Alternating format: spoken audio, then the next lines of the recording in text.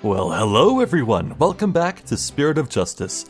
Previously, we wrapped up the investigation, for the first day at least. We managed to wring some answers out of Larry Butts, but he's still a bit dodgy about a few things, so we'll probably have to press him in court sooner rather than later. Apparently he saw a pterodactyl out the porthole of the dirigible, so I don't know what's going on there. It's weird. And then the trial began. It seems that Emma, our first witness on the stand, well, not really a witness, just someone who can testify, she is quite vocal about siding completely with Edgeworth, which I completely understand. I simp for him too. At any rate, we need to cross-examine her, so let's begin, shall we? The murder weapon was a clock called the Timekeeper. The victim was hit with it from behind, and he fell over right into the lantern. Uh-huh. That's what you think. The defendant was spotted then, standing in front of the body holding the murder weapon. The victim was struck twice, by the way. Twice? He was struck twice. That's right. There's no mistake about it. The first blow was to the back of the victim's head. It was hard enough to knock him unconscious. Yet, despite the fact that he had been immobilized by the first blow, the defendant delivered a second fatal blow to the side of the victim's head. The side.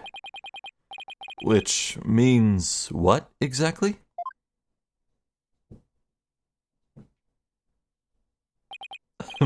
I figured it would go right over your head. Let's put it this way. By striking the victim a second time, the defendant killed her last chance to escape from any criminal wrongdoing. Oh, okay. She did, but how, Mr. Edgeworth? The defendant may have been fighting back because she was being attacked. However, she then went on to deliver a fatal blow to a man who was already fully unconscious. Nick, is he saying what I think he is? I don't feel so well. And thus, Mr. Wright has justified self-defense been removed from the table. The prosecution intends to prove that the defendant killed the victim with murderous intent. Allow me to, belatedly, submit the victim's autopsy report.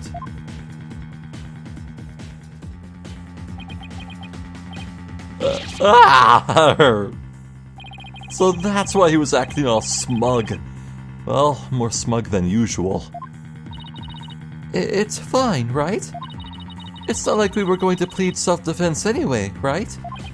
Right, but now the judge has a negative impression of Ellen.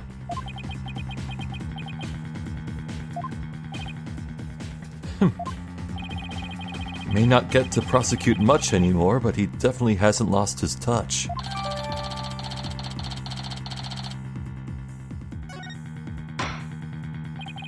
Now then, Mr. Wright, you may begin your cross-examination.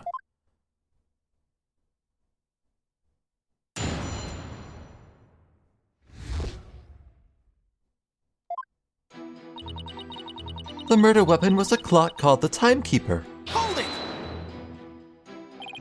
Are you completely sure the murder weapon was the Timekeeper? Yes, completely.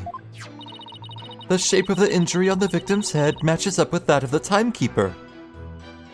Sorry, I'm just thinking of a dirigible-shaped wound. It's kind of funny. And it's definitely heavy enough to kill someone with. But would the defendant have been able to pick up and swing something so heavy? I tried it myself, and I was able to lift it up just fine. Maybe you're just freakishly strong? Excuse me, Mr. Wright. I'll have you know that people on the force know me as the dainty forensic investigator. Sorry, but really, you're hardly a delicate flower.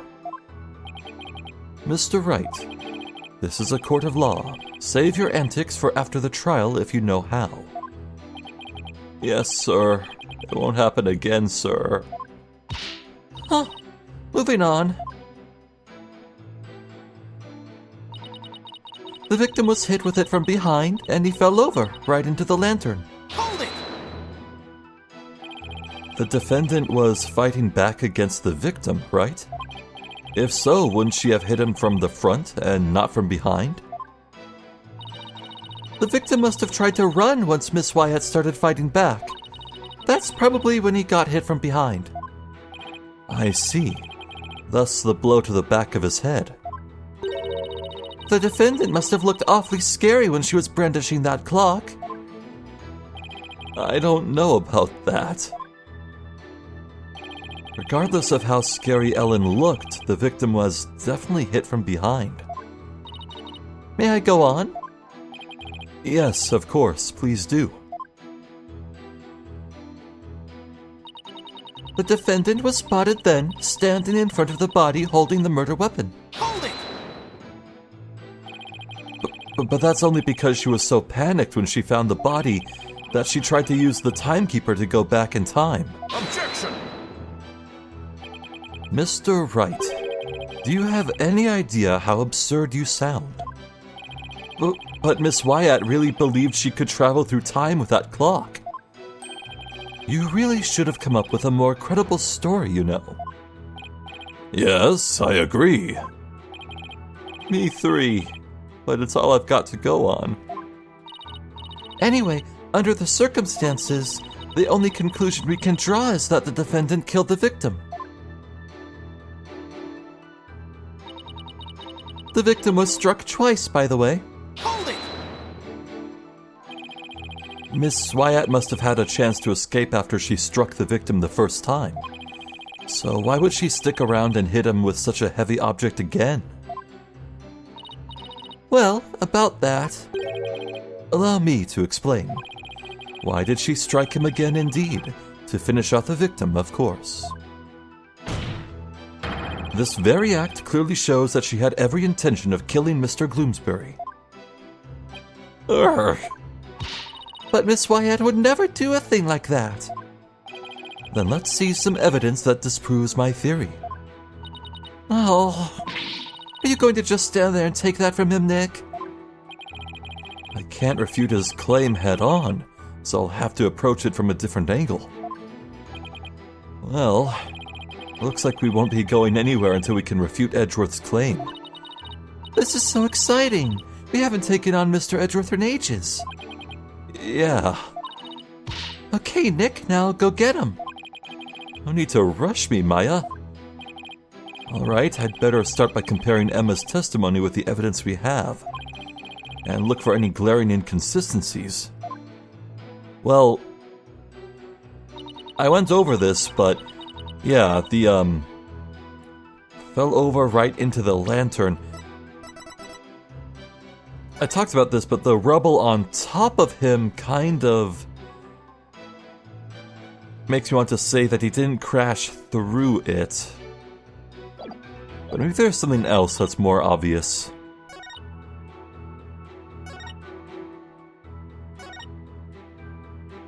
The victim was struck twice.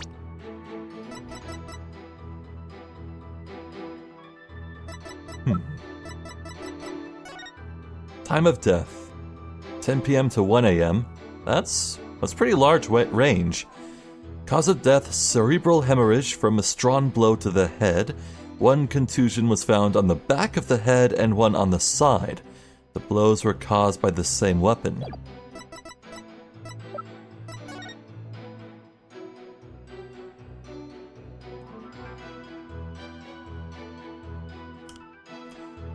Now, if he was hit once in the back of the head and crashed through the lantern, he's pretty well sheltered under there. There's no real angle to hit him again, much less from on the side of his head or the back. I don't think we know which is first for sure, but they're saying that the blow to the back of the head was first. So let's go with that for now, but I think the way his body is splayed out, yeah, being hit a second time after falling through does not make too much sense to me. Okay.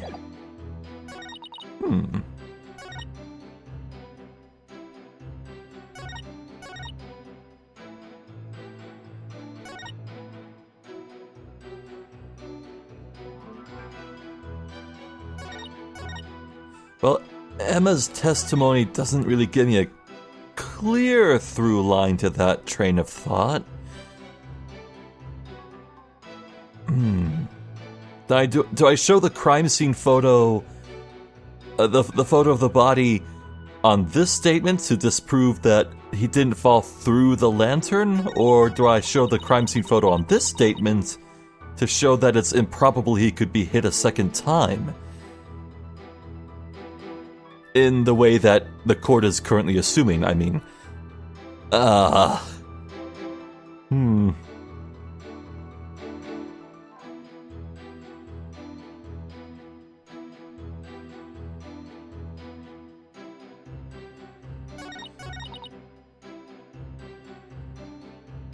I want to go with the sticks theory. Yeah. Objection! Oh, thank God. Detective Sky, I'm afraid I have to apologize in advance. For what? For embarrassing you in front of your idol. What do you mean? If you take a look at this photo of the crime scene, you'll see that the victim is lying on his back. Oh! Doy, yeah. But if the victim had been hit from behind as you claim, then he should have fallen over into the lantern face down. Oh! It's not enough to simply take someone's side, Detective Sky, even if it's Mr. Edgeworth's. Oh. There does appear to be a flaw in Detective Sky's testimony. Mr. Wright, if you think I'm going to just back right down, then you're sadly mistaken. Emma is unusually fired up today. Don't forget, she's in front of her hero, Nick. If the Steel Samurai came to watch this trial, I'd want to do my absolute best too. But I think Larry's here. Listen, Mr. Wright, it's entirely possible that the defendant moved the victim's body after he fell over. In that case, there wouldn't be any contradiction, right? Indeed, that was an excellent counter-argument, Detective. You can count on me, sir. So, what do you have to say to that, Mr. Wright? Is it possible that the victim's body was moved after he fell into the lantern? It's not possible. Sorry, Detective, but there's no way the victim's body was moved after his death. Oh, really? And what makes you so sure? One look at this here and it should become obvious. Yeah, this would be jostled off his body. Take that! Those broken bits of the lantern. Yes, if the body had been moved after the fact, these fragments would have fallen off of it. But as you can clearly see, they're lying perfectly undisturbed on top of the body. This means that the victim must have been lying face up from before the lantern even broke. You're right! But wait a minute, if that's true, then when was the victim killed? I mean, the lantern was still whole during the reception, right? Right, which means we've just overturned a major assumption about this case. If the victim was already dead before the lantern was even broken, then the body must have been inside the lantern since before the reception started. In other words, the defense asserts that the victim was killed before the wedding reception. What?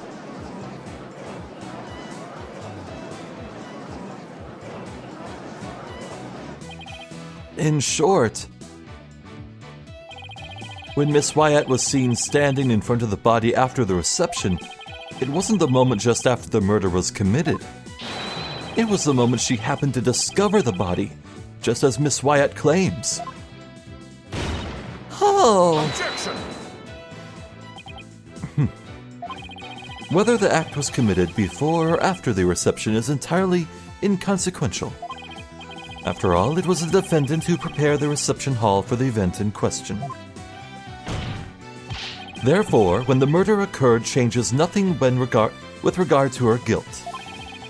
She could have killed the victim before the reception, as you claim, and then tried to hide his body in the lantern after the event ended. Objection!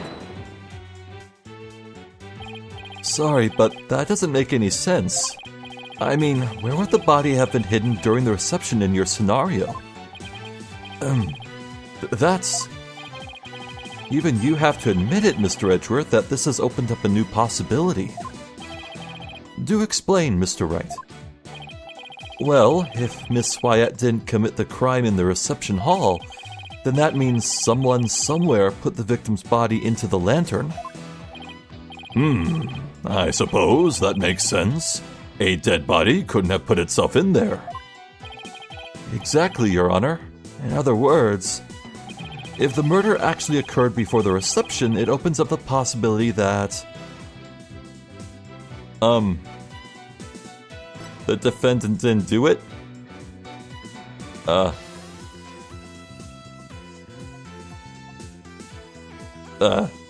Yeah?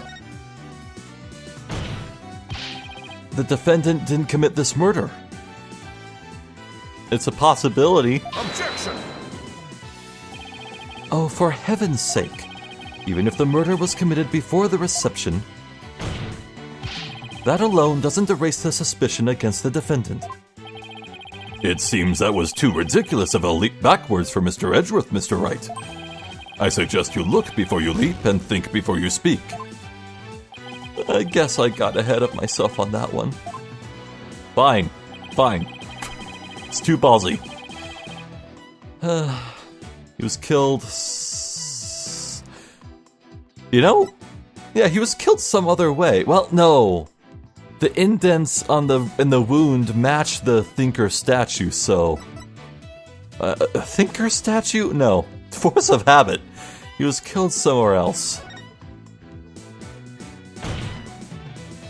If the body was hidden inside the lantern, then it's possible that the body was moved along with it from somewhere else. Oh, you're right. You can run that mouth of yours all you want. But do you have any evidence to support what's coming out of it, Mr. Wright? Of course I do. I think the answer lies in that piece of evidence, and in something that was left at the crime scene that will point us to where the victim was really killed. Very well, Mr. Wright, in that case. What proves that the lantern and the body were moved from somewhere else? I think it's the... where is it? Wait, where is it? I want to say it's the dropped card.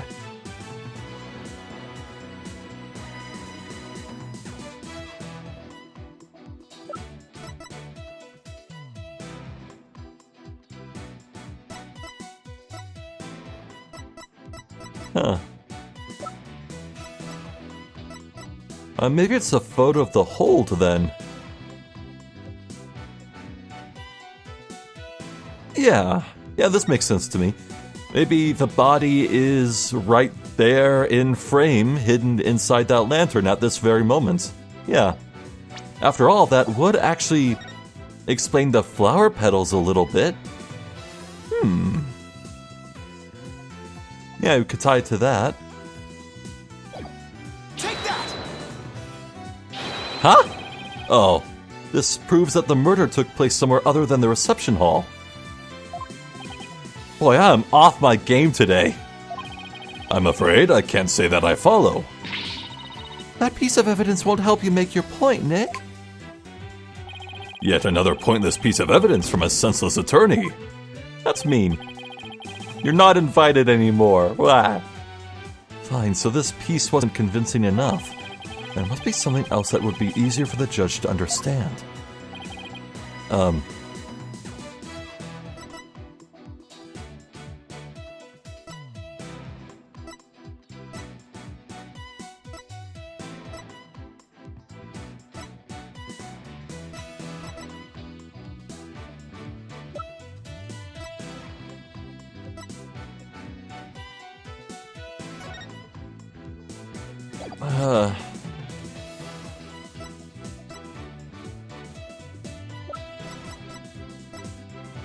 The diagram? Hold on. Let's scroll up just a little bit. Okay. If the body was hidden inside the lantern, then it's possible that the body was moved along with it from somewhere else. Proof that it was moved from somewhere else.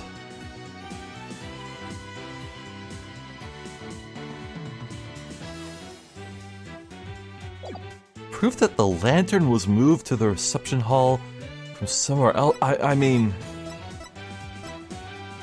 how is it not this photo? It's right there. It's stored in the hold. Photo of hold.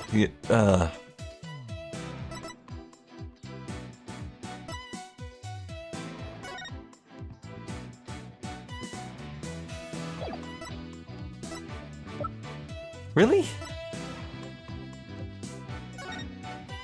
Am I dumb?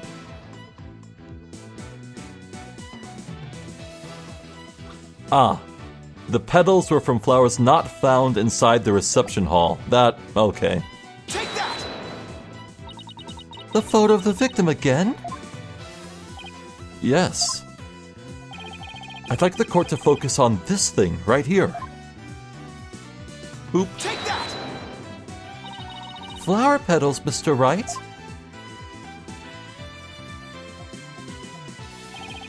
These petals are from a kind of flower that are not present in the reception hall. This means they must have gotten into the lantern when it was somewhere else. And just where do you propose this somewhere else to be, Mr. Wright? I propose that this piece of evidence will tell us where the flower petals come from. There you go. Now we show this. Take that! Please take a look at the flowers in this picture of the hold. Notice how their petals are of the same shape as the petals in the crime scene photo? Yes, I see. They do look to be from some kind of flower. Objection!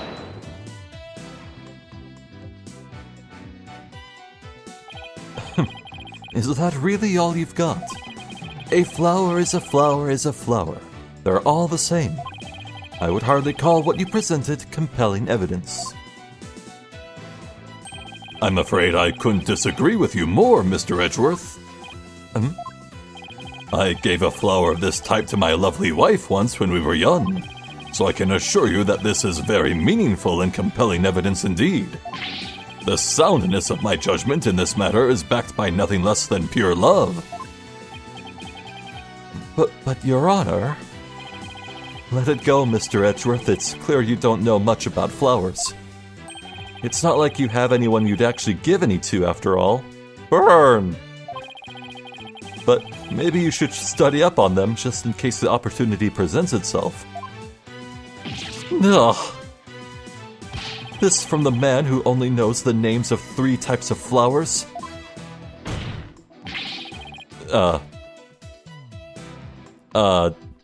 Dahlia, Iris, and who? Oh, come on, there's gotta be a 3rd flower name somewhere in this franchise's history.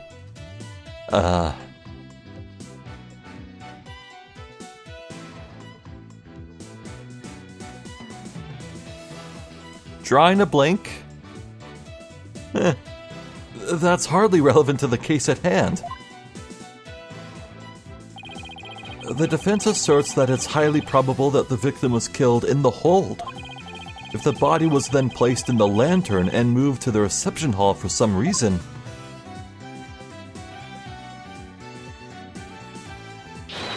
it would completely destroy the prosecution's case. Then you mean the body was... Yes, the victim's body was... inside the lantern during the entire beautiful wedding reception, while the defendant and her betrothed were celebrating their love. What?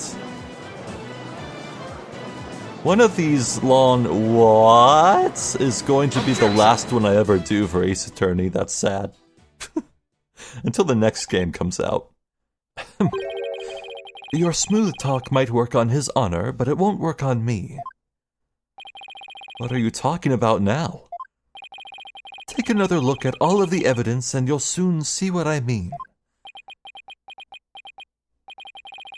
I wish he would just tell me already. Detective Sky, I'm sure you've already figured out what I'm talking about, correct?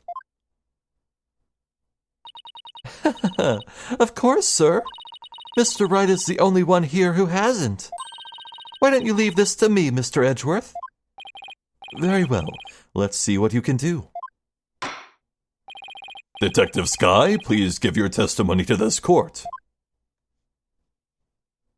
Very well.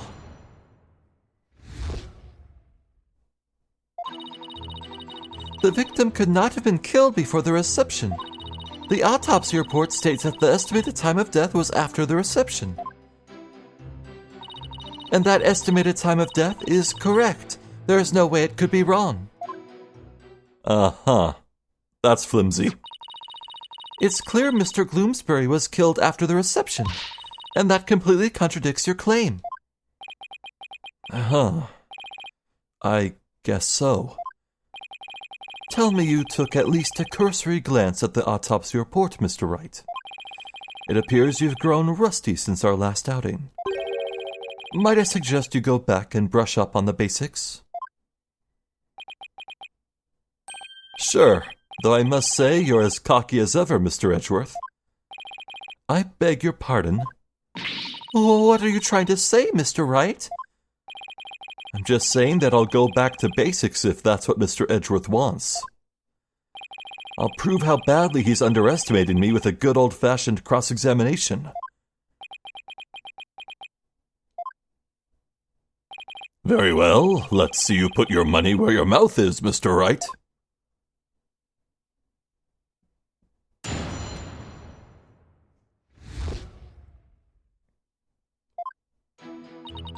The victim could not have been killed before the reception. Hold it! You sound pretty certain. You must have some solid grounds for making that claim, right? Of course I do. And you're going to feel silly when I show you what they are. Ready? Feast your eyes on this. The autopsy report states that the estimated time of death was after the reception. Hold it! I've read the autopsy report too, you know. Then you don't need me to explain it to you, right? How there's no way the victim could have been killed before the reception, I mean. Detective Sky, I think you've overlooked something big. I have? Why don't you take another look at the evidence? But I've already looked at all the evidence, and quite carefully too, I'll have you know. Detective Sky, do not be taken in by his verbal antics. He is simply bluffing, as always. Right, sir. And that estimated time of death is correct. There is no way it could be wrong. Hold it! Is it possible that the culprit did something to obscure the real time of death?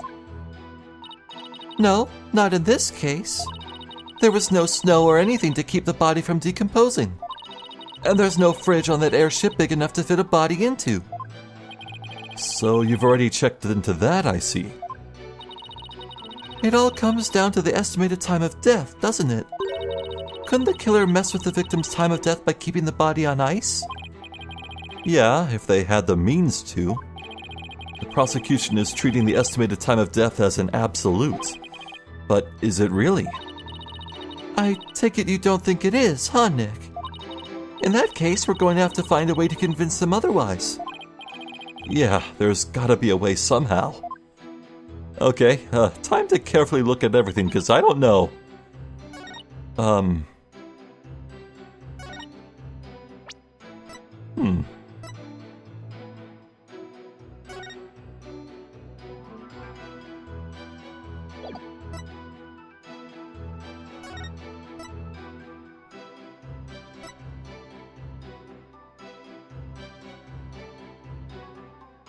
Okay.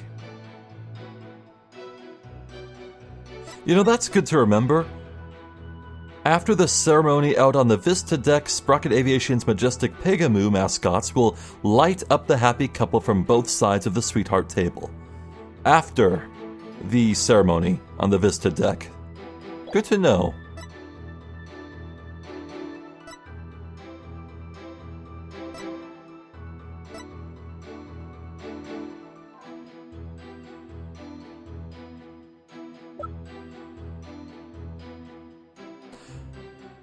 Oh, dry ice. Yeah. Yeah, suppose... Yeah, that lantern is veritably covered in the dry ice fog. Wouldn't it be chilled by that? Ah... You know, I don't think I've ever interacted with dry ice fog in real life, so I'm only assuming that the fog it makes would be cold. Well, that sounds really refreshing, actually. I'd roll around in it, just lay on the floor and feel cold. That sounds nice. I think that's what I had to work with here.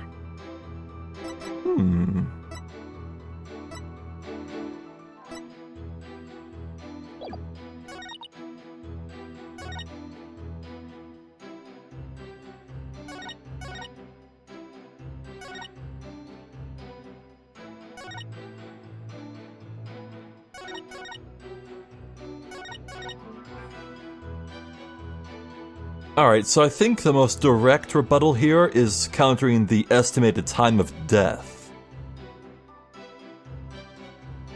Yeah, I think the dry ice machine and its thick fog-like vapor is proof that there's a way.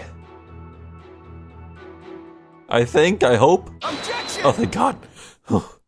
Sweat on my brow. I admit that the estimated time of death does contradict my theory.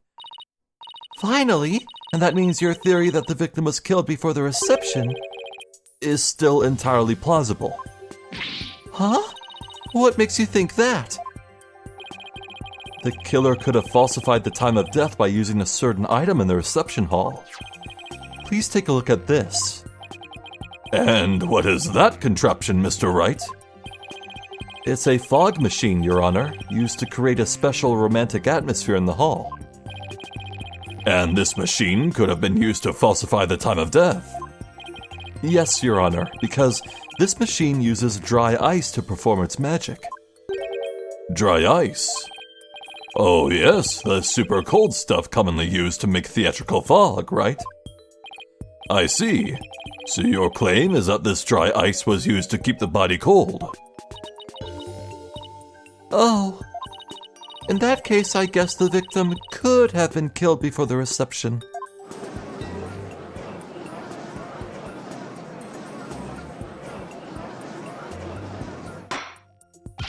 Order in this court. Well, Mr. Edgeworth, what do you have to say about this development? That the victim was killed in the hold before the wedding reception. The prosecution acknowledges the possibility of this claim. Yes! Now we're finally getting somewhere. The prosecution would also like to thank you, Mr. Wright. Huh? For what? I didn't know how a certain piece of evidence fit into this case, but now, thanks to you, I do. What piece of evidence? To get into the hold, one needs a key card, like this one. Oh. Okay. Well, there's Pierce's name. Right there.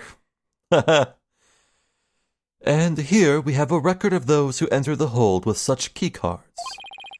The times aren't specified, but these are the last 3 entries on the day of the murder. And as you can see, the last person to enter that hold that day was a defendant. No, all that proves is that the defendant's key card was used. Anyone could have it, and in fact the defendant has claimed that she lost it earlier that day. So shut up, put a sock in it. Stuff that stupid cravat in your mouth, face hole. What? So the one who moved the body out of the hold must have been... That's right. It was none other than the defendant.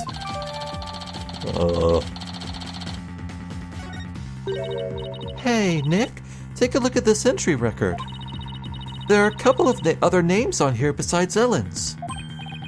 Hey, you're right. According to the entry record, Mr. Edgeworth, Pierce Nickety has also gone into the hold. Isn't it possible that he could have been the culprit? Objection! Sorry, but Mr. Nickety was escorting a few of the guests at the time.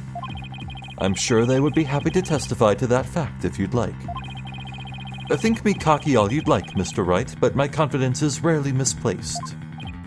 Now then, it's probably safe to assume that after killing the victim in the hold, the defendant moved his body to the hall in order to dispose of it discreetly. What do you mean by discreetly? The defendant volunteered to take care of the reception's cleanup personally. That means she would have had the chance to dispose of anything in any way she wanted, including taking the lantern off the airship without raising any suspicion. Don't tell me you didn't know about Miss Wyatt volunteering for cleanup duty, Mr. Wright. I remember. For my last task as a servant of the Sprocket household, I offered to take on the preparation and cleanup of the reception banquet. I see.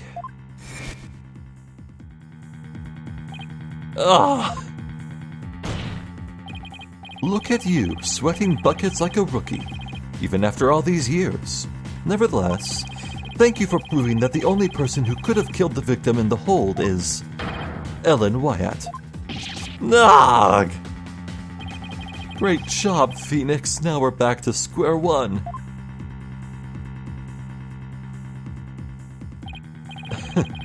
Perhaps you should ask Miss Sykes for some help in reviewing Defense for Dummies. Ow.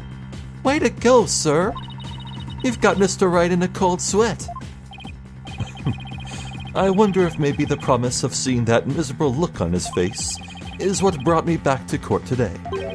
It certainly made all of my stress and woes as chief prosecutor just melt away. I guess he had a lot of stress build up. I'll give him something to stress over before we're through today. Your Honor, the prosecution asks that you render your verdict at this time. Before that man over there tries to throw the court into chaos with his meaningless bluffs. I see. Mr. Wright, are there any last meaningful bluffs you'd like to present to this court? Why does he have to assume it'll be a bluff? Nick, hurry up and throw a good one out there. I will. I will. Well, all right then, let's see. I've got it. How do you know it was Miss Wyatt who used her key card? After all, if it turns out that somebody else used her card, it would mean Miss Wyatt didn't do it. Interesting. And are you able to prove this bluff to be true? I assure you I'm not bluffing, Your Honor. Well, now what? Wait a minute, Nick. I can think of a certain somebody who might have used Ellen... Oh no. Might have used Ellen's key card. You can? Remember? The one who was sneaking around the hold in spite of not being a family member? Oh, that's right. Your Honor, the defense would like to call a certain witness to the stand. I need the testimony of this person who may have entered the hold with Miss Wyatt's card.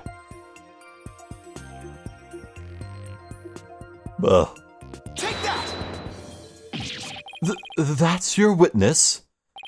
Are you saying that that numbskull was on the airship? He never breathed a word about that to me.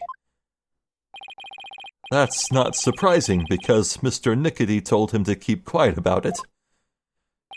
But Mr. Butts himself admitted it to me. He claimed to have found a way to sneak into the Flying Chapel's hold to see Miss Wyatt. This photo he took and gave to me as proof. Then it was he who moved the lantern with the body inside the reception hall. You know as well as I that with him anything is possible.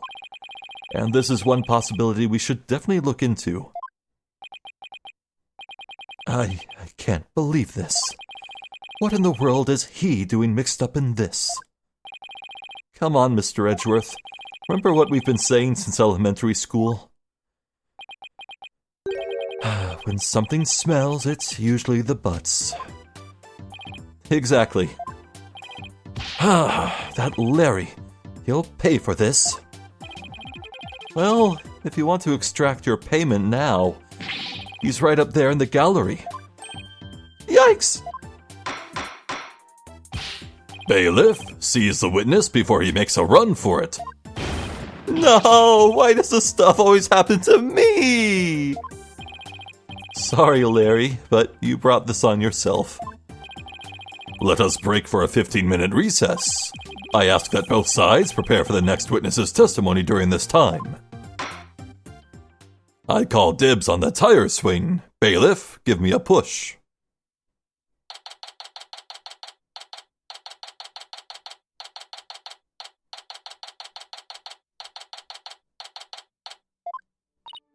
Wow, it's been a while since I've had this much fun and excitement.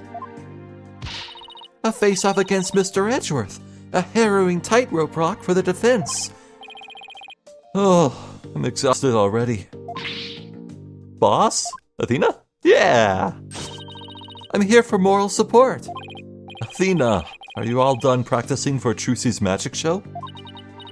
Well, to be perfectly honest, I sorta ran away.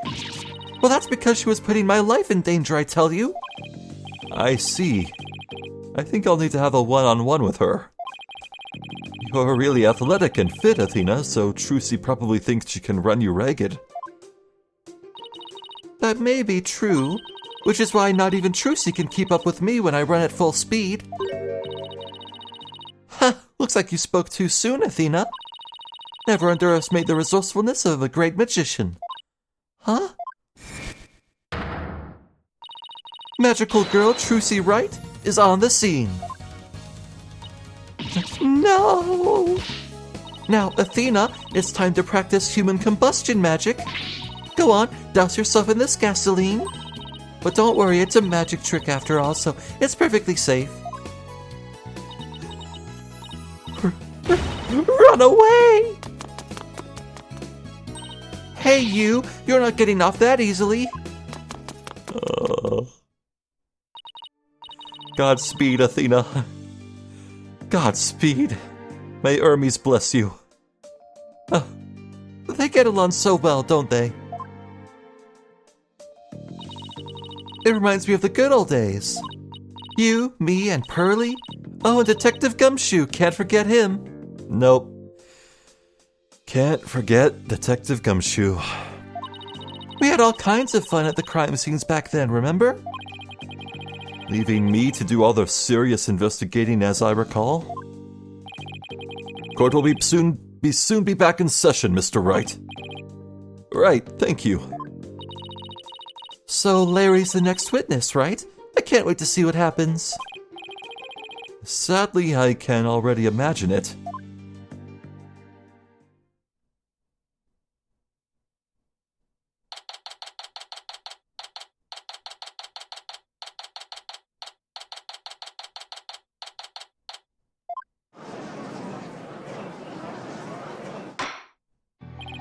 Court will now reconvene. Nick, Edgy! The two of you are gonna hang me out to dry, aren't you? No, not the both of us, just Mr. Wright. Nick, how could you? I don't really think he did it, of course, but I've got to use whatever leads I can. Mr. Butts, there's a possibility you moved the lantern that had the dead body in it. So if you want to clear yourself of any suspicion, all you have to do is testify.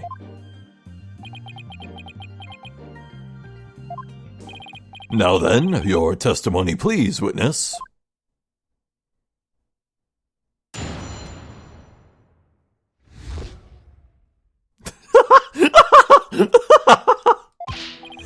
Nick is a jerk face. Nick, you big fat stinking jerk! How can you doubt your best bud? We've known each other since elementary school. Well, get this, pal, our friendship's over.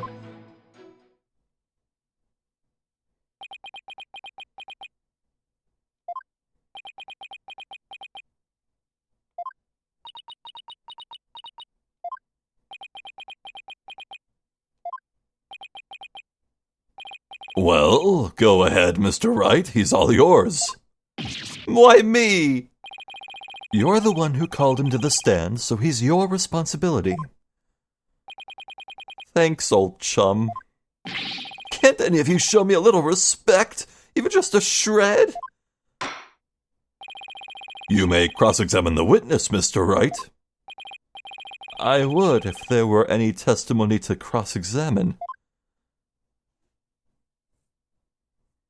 Well, we'll press them.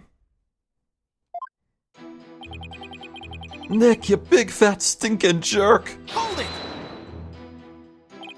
Come on, Larry. Can't you please give me something real to work with? Don't think I don't know about your tricks. If I say something careless, you're gonna shove some evidence at me with a loud objection and a super smug look on your face. Yeah, well, that is my job. And if I got found guilty, how are you gonna take responsibility for what you've done? Why should I take responsibility for just doing my job? You heartless jerk! Don't you have any compassion for me? How can you doubt your best bud?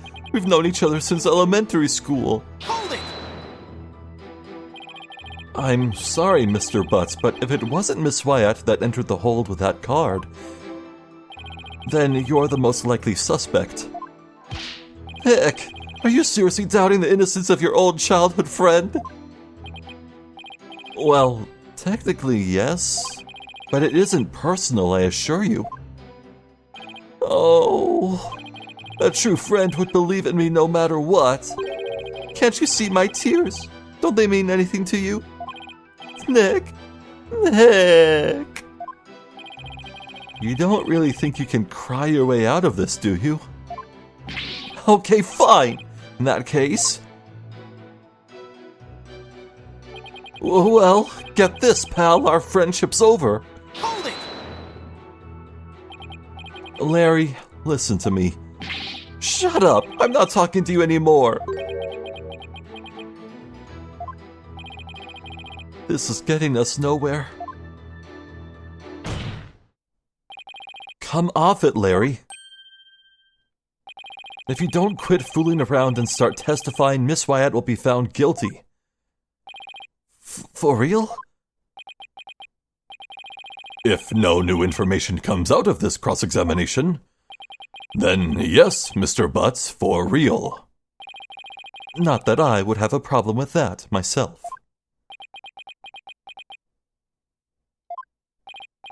Larry, just tell us the truth already.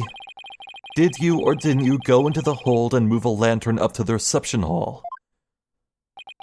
I never moved any bull lantern, I tell ya. Bull lantern? What? Did I say something weird? You told me that you didn't attend the wedding reception. Can you believe they told me only family and relatives could attend? They wouldn't even let me into the reception hall. Yeah, so what? Then that's odd. No one in this courtroom ever mentioned the sex of the lantern that was moved. So how could you know that it was a bull lantern? You didn't have to actually go to the reception to know that. Anyone could tell there were two Pega bulls by looking at the Flying Chapel's pamphlet. All I can tell right now is that there's a strong scent of bull in the air in here. Hey! Please add that last statement to your testimony, Mr. Butts. Anyone could tell there were two Pega bulls by looking at the Flying Chapel's pamphlet. Except... there's only one Pega bull. in the script. Hold it! Seriously, Larry, if you're hiding something, you'd better fess up now. I'm telling you, I don't know nothing. Why do you have to doubt me so much? Why? Because you're you, that's why. Edgy, you think Nick's being awful to me, don't you? So you tell him. Tell Nick what a big meanie he is. I would if I thought he was being one. Not you too. Why doesn't anybody ever take my side? I wish I didn't have to doubt him. But something about what he just said doesn't add up. You finally got a decent statement out of him, huh, Nick? Yeah, finally. Sure took a lot of work, though. I hope all of this leads somewhere. All right.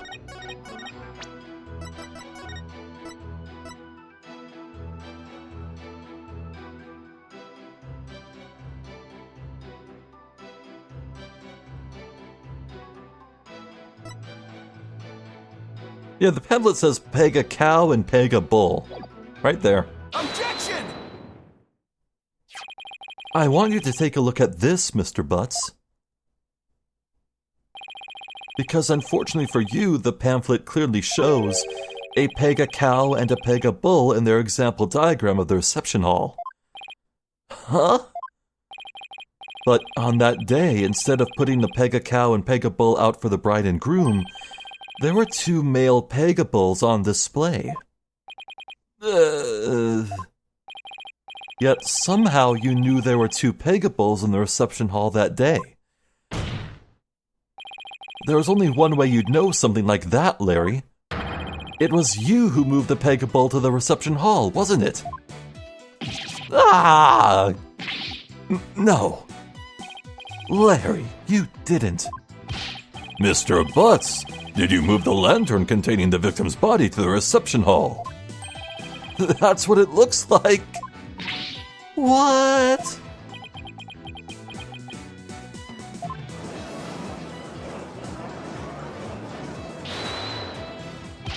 Oh, wait, Nick. You don't think I'm the murderer, do ya? Maybe you and Mr. Bloomsbury were fighting over Miss Wyatt and you ended up killing him? Maya, not you too. Look, I did sneak into the reception, but that's as far as I went. You know me, I wouldn't hurt a fly. You snuck into the reception? Yeah, sure, but some of the Sprocket men caught and locked me up in one of the cabins. It was pretty awful, actually. But that's when I made that drawing of the pterodactyl I showed you, Nick. Ixnay on the aerodactyl, Larry. Mr. Wright, not even you would take this farce that far, would you?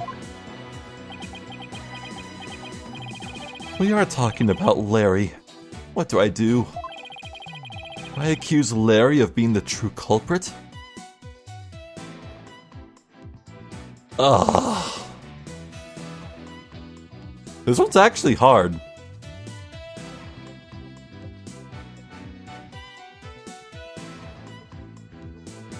If I say of course not, then the trial is at risk of ending, but if I accuse him, yeah, it'd be a dick move, but it would let us continue the route to travel and find the truth, so... this one's a bluff. I guess I have no choice but to accuse him. Wait a minute.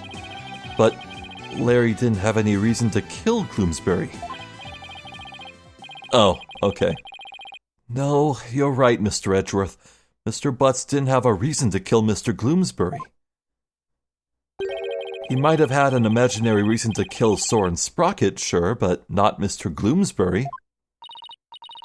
After all, he did steal Mr. Sprocket's bride and try to elope with her. Just because I try to steal somebody's bride doesn't make me a murderer. I believe you, Larry, and I don't think you killed anybody either. You would never do anything like that. Nick, old buddy, old pal. I knew you'd come through for me. funny that, considering your sworn testimony just now that we were through. Mr. Butts, it's time you told this court the whole truth. Understood?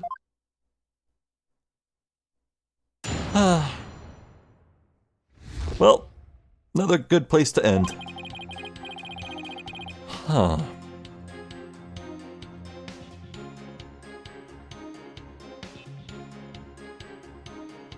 Yeah, I like how chill the atmosphere in this trial is. I know we're talking about a grave murder that occurred, but there's no Defense Culpability Act, and everyone's friends. Even the judge is ripping Phoenix in a friendly way here and there.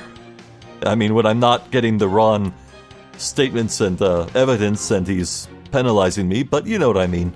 It feels nice. There's a nice atmosphere here. It's pleasant. It really does feel like a nice party.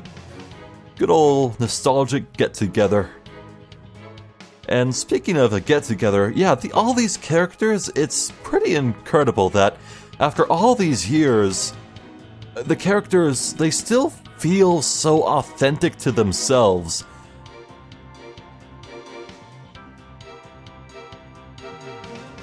It's like, yeah, I mean, it feels like Larry.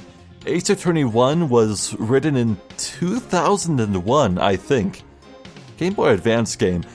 And all these years later, yeah, Larry feels like Larry.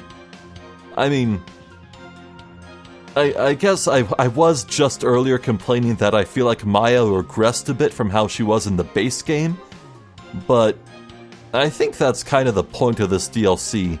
It's nostalgic for the sake of being nostalgic. And I can't complain. I'm a sucker for nostalgia bait.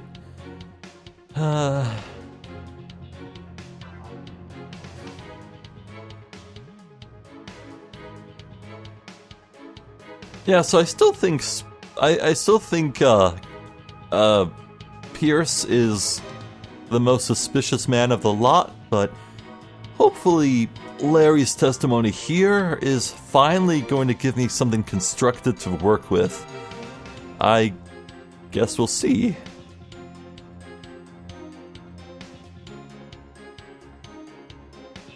You know, the investigation phase felt kinda short compared to some of the investigation phases of the base game, so I wonder if that recess that we took earlier in the video was the halfway mark of this trial phase. I don't know. Well, I'm still certain that we're headed for phase 2 of investigation in court. Maybe this DLC is going to end up feeling quite a bit shorter than the aquarium case in Dual Destinies. Now that one had some serious meat on its bones. That one lasted a while.